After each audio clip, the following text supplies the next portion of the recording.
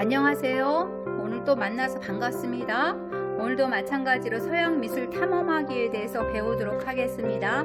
전체적인 흐름을 다시 한번 살펴보도록 하겠습니다. 선사시대의 미술, 고대시대의 미술, 중세시대의 미술, 근세시대의 미술, 근대, 현대의 미술로 나눠서 우리가 배우고 있습니다. 지난 시간에는 근대 미술에서 신고전주의, 낭만주의, 자연주의, 사실주의, 미술 사주에 대해서 배웠습니다. 오늘은 근대 미술에서 인상주의, 신인상주의, 후기 인상주의의 화가 중에서 인상주의 화가들의 유명한 화가들이 많아서 오늘은 인상주의 화가들에 대해서 미술의 특징에 대해서 배우도록 하겠는데요. 인상주의, 신인상주의, 후기 인상주의 전반적인 근대시대의 미술에 대해서 설명하도록 하겠습니다. 근대시대는 시기적으로 18세기 후반에서 19세기 후반이라고 했죠. 그래서 근대시대의 미술,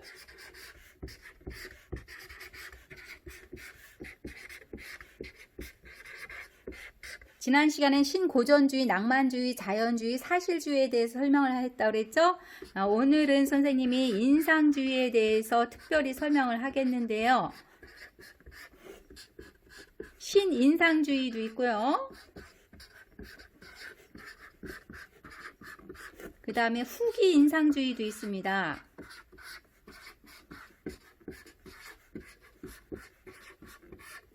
인상주의는 물체의 고유의 색을 부정하고서 빛에 따라서 변하는 순간의 인상을 그렸어요. 그리고 부채 터치와 밝은 색채로 풍경과 일상생활을 다루었던 미술사조가 인상주의예요. 그래서 여기에 대표적인 화가가 마네, 모네, 드가, 르누아르 같은 화가가 있고요. 그 다음에 신인상주의는요, 여러분들 1학년 때 처음에 개학해서 중학교에 들어와서 처음으로 했던 작품 점묘법 기억이 나나요? 점을 찍어서 우리가 미술 수업 시간에 실기로 했는데, 이것이 신인상주의의 화가들이 색점을 화면에 병치하여서 혼색 효과를 내는 점묘법으로 고안한 화가들의 미술의 특징이 신인상주의 화가들이에요. 스웨라 시냐크 같은 화가가 있죠.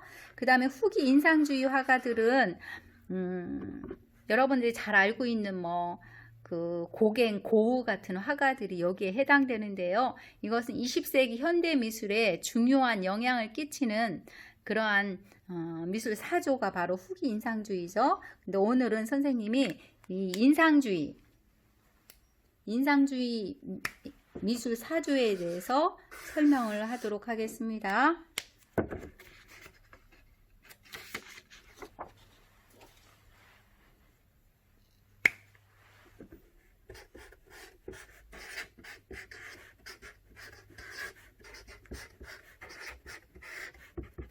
인상주의는 물체의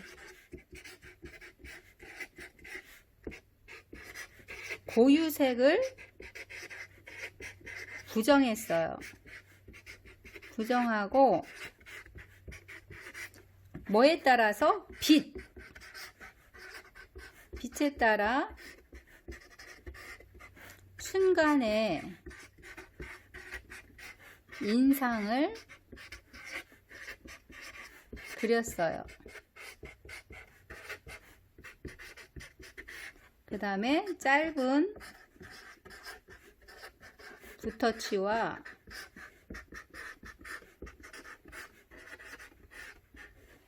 밝은 색채로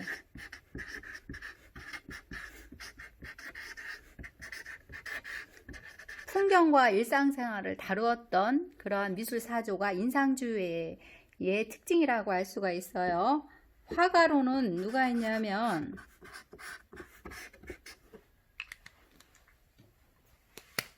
마네,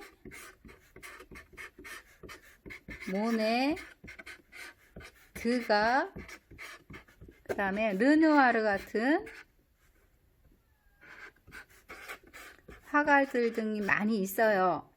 그래서 인상주의의 화가들은 뭐에 따라서? 빛에 따라서 시시각각으로 변하는 그러한 느낌을 캔버스에 나타냈다라고 할 수가 있어요. 그래서 인상주의 화가의 대표적인 화가들이 누가 있냐면은 마네라든가 모네, 드가, 르누아르 같은 화가들, 피사로 뭐 그런 화가들도 있는데, 오늘은 마네의 작품 모네, 드가, 르누아르의 대표적인 작품에 대해서 선생님이 보여주도록 하겠습니다.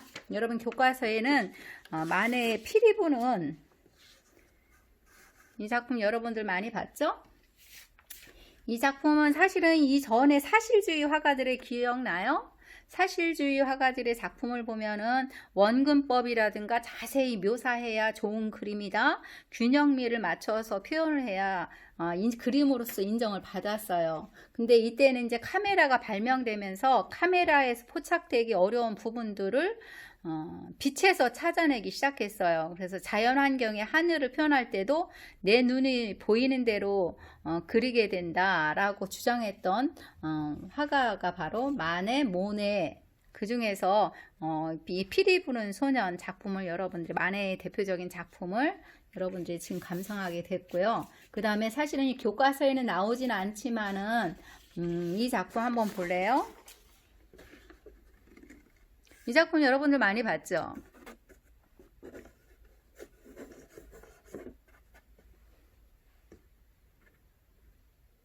여러분들 이런 작품은 이상할 텐데요. 풀바듀의 점심 작품이에요. 풀바듀에서 이렇게 옷을 걸치지 않고 남자 둘 그리고 여자가 이렇게 있는 점심때 야외에서 식사를 하고 있는 그것을 그림을 그리게 됐죠. 이 작품은 불호조화들의 현실을 적나라하게 나타낸 작품들이에요. 이제 과학기술이 발달되면서 차츰차츰 이제 기차나 철도가 생기면서 여행을 즐기면서 그림을 그리게 됐어요. 그러다 보니까 물감들도 이렇게 발전이 돼서 튜브 물감이 이때 등장하게 돼요. 그러면서 실내에서 조명만 켜고 그렸던 데서 이제 야외에서 나가서 그림을 그리게 되는 이러한 그림이 그리게 되면서 이러한 야한 그림이라고 전시에 거부당했던 이런 이 작품이라 할 수가 있어요. 왜냐하면 신화 속의 여신 작품들은 누드화라도 그렇게 야한 느낌이 들지 않잖아요. 근데 이 그림은 현실의 여인 그리고 작품 속에서 남자 신사의 도발적인 눈빛 그리고 시선이 야하게 느껴져서 이 작품이 전시에 거부당했던 작품이라고도 할 수가 있어요. 그 다음에 모네 작품 중에서 해돋이라는 작품 여러분들 들어봤죠? 이것은 이제 모네 작품이에요.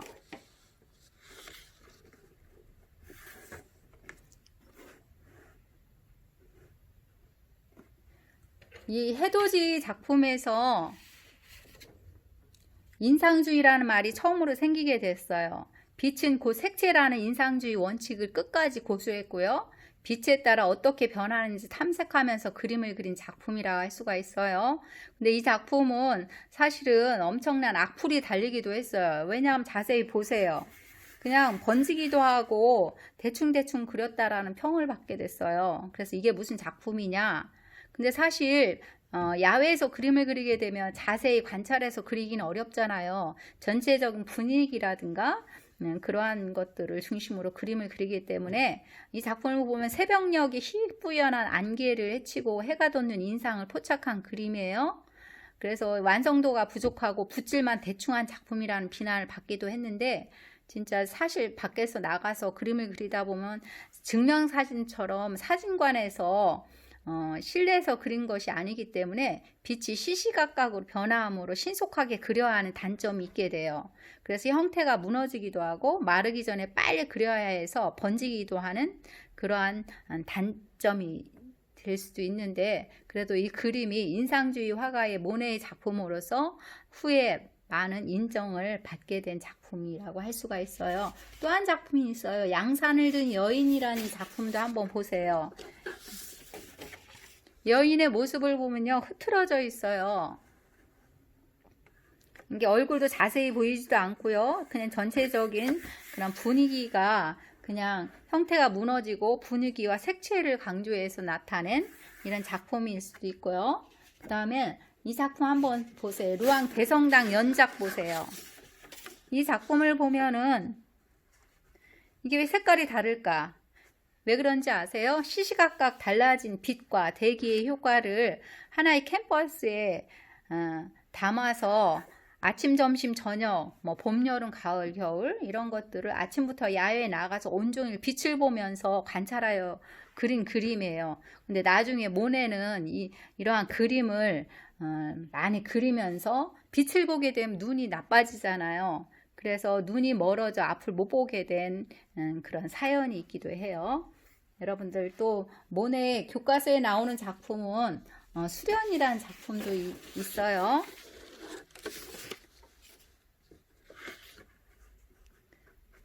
수련 작품도 햇빛에 반사되어 시간대에 따라 빛을 관찰해서 그린 그림이라고 할 수가 있어요. 그래서 이 모네는 항상 나가서 빛에 의해서 아침, 점심, 저녁 시시각각으로 변하는 것들을 관찰하면서 그림을 그리다 보니까 눈이 굉장히 나빠지게 돼서 눈을 잃게 되는 화가가 모네 화가라고 할 수가 있어요. 이럴 정도로 그림에 대한 열정이 많았던 화가라고 할 수가 있습니다. 그 다음에 여러분 교과서에는 나오진 않는데요. 인상주의 화가 중에서도 빠뜨릴 수 없는 화가가 있어요. 르누아르 화가라는 화가가 있어요. 이 작품 많이 봤죠? 테라스 이 두 자매라는 이 작품 보면은 어때요? 얼굴 표정이라든가 인상들이 굉장히 좋죠? 보기도 좋고. 사실은 르누아르라는 화가는요, 흙수저 화가예요. 굉장히 가난한 삶을 살았어요.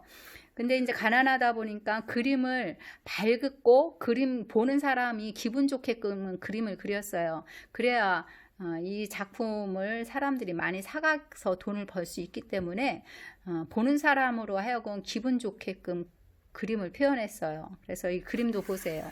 풍부한 색채와 빛의 향연, 화목해 보이는 풍경, 형태보다는 색채의 대비를 표현하기도 하고요.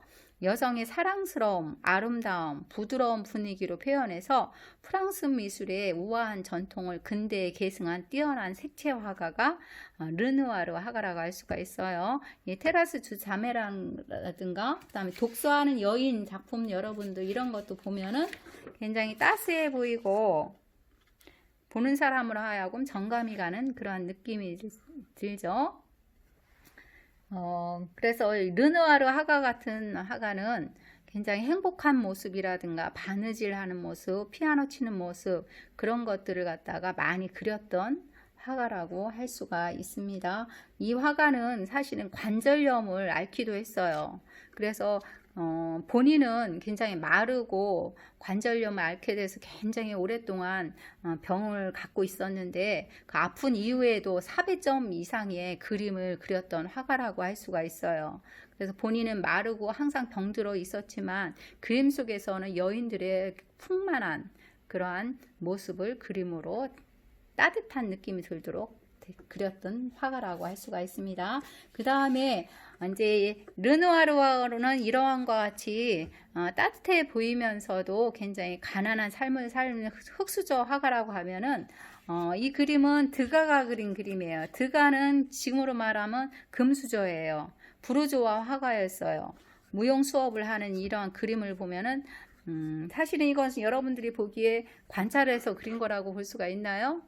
이 광경을 직접 관찰해서 그린 건 아니에요. 사진기를 이용해서 사진기로 찍어서 사진을 보고 그린 그림이라는 걸 알 수가 있어요. 이 눈의 시점들이 각각 다르죠. 그래서 무용 수업하는 모습을 사진기로 찍어서 사진을 보고 그린 그림이 바로 드가의 이 작품이라고 할 수가 있어요. 그래서 지금까지 여러분들 인상주의 화가들의 마네, 모네, 드가, 르누아르 같은 화가의 작품을 간단히 설명을 했는데요. 여러분 교과서에 보면 80페이지에 인상주의 화가들에 대해서 자세히 나와 있습니다. 오늘은 여기까지 하겠습니다. 여러분들 문제풀이 과제 2 문제풀이는 사실은 친인상주의와 그다음 후기 인상주의에 대한 문제도 있어요. 근데 오늘은 선생님이 인상주의에 해당되는 것만 설명을 했으니까 문제 풀이할 때 인상주의에 해당되는 문제만 풀어주시기 바랍니다. 강의 들으시느라 고생하셨습니다.